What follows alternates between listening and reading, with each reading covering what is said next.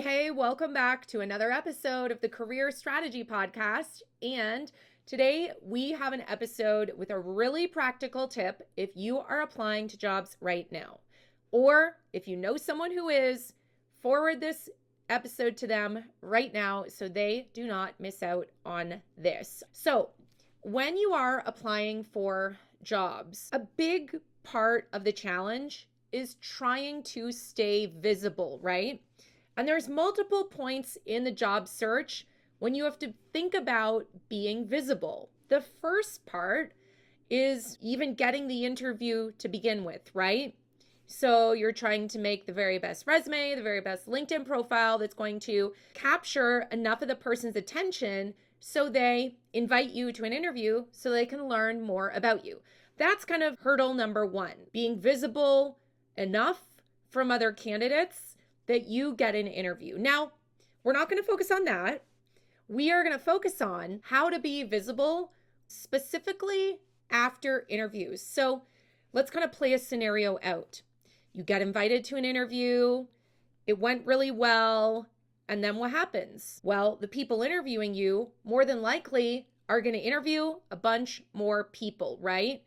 So the name of the game for you at that stage is to figure out, how do you make yourself more visible after the interview so they remember you, so that you stand out from the 5, 10, 12, 15, who knows how many other people that they may be talking to for that position. Now, how do you specifically do that?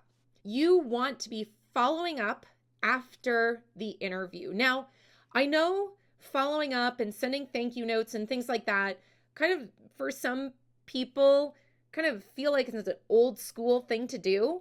And I don't think it's old school. Now, it's probably old school to send like a handwritten thank you card in the physical mail. However, I think we need to reframe what we think follow-up means for, the job search today. So to be more visible, you need your follow-up to stand out, to not just be cliche or sound like a thank you note that ChatGPT wrote you or that you cut and paste to every single job you had interviews for. Follow-up that's going to help you be visible is specific and personal. So you're probably thinking, sounds like a lot of work. How am I going to do that? Like, what does that exactly look like? In order to send follow-up that is specific and personal, you need to really be thinking about this actually in the interview.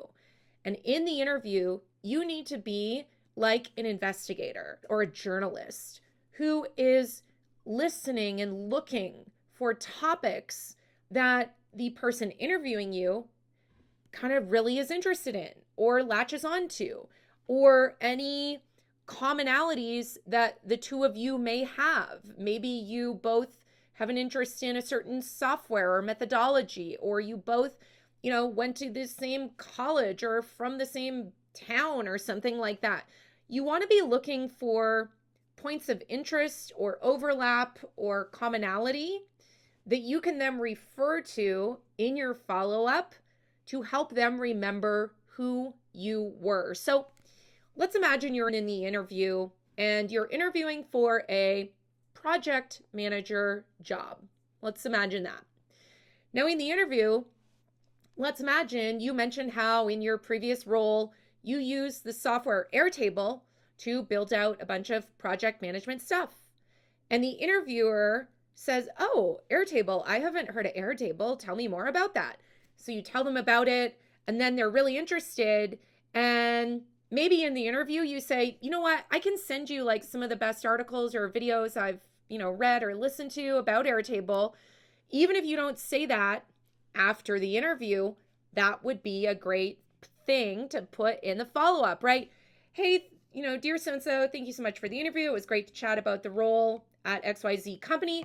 By the way, in the interview, we chatted briefly about Airtable.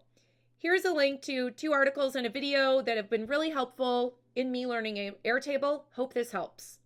That would be a brilliant follow-up to make you potentially be more memorable and stand out beyond other candidates. And that is how you can extend the life of the interview. And guess what?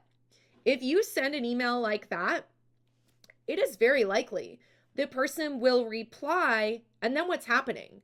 It's like you're having an asynchronous interview now, because you're probably going back and forth and they may be thanking you or asking you questions and things like that. And now you're having a conversation. It's just that it's over email and it's not happening, in a literal synchronous interview. So that is one thing that you can do that honestly is not very time consuming. It might take you 5 minutes to write something like that after an interview.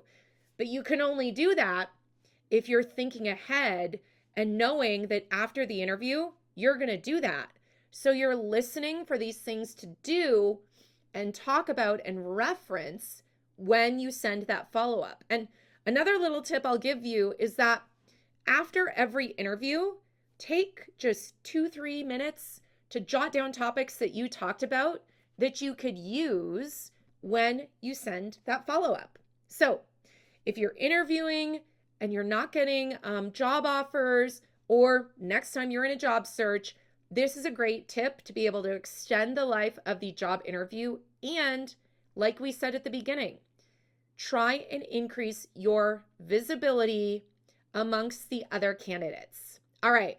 I hope this was helpful. We're going to leave it at that because we like to keep these episodes short and to the point, because we know you don't have 45 minutes to listen to tips about your interviews or something. So that's all for today. Let me know if this is helpful. Feel free to send me a DM on LinkedIn or Instagram or elsewhere, and let me know what resonated with you about this episode, if you want to hear more on these topics. And it would mean so much if you could just hit pause right now, take 10-15 seconds to give us a star rating on whatever podcast player you listen to podcast on.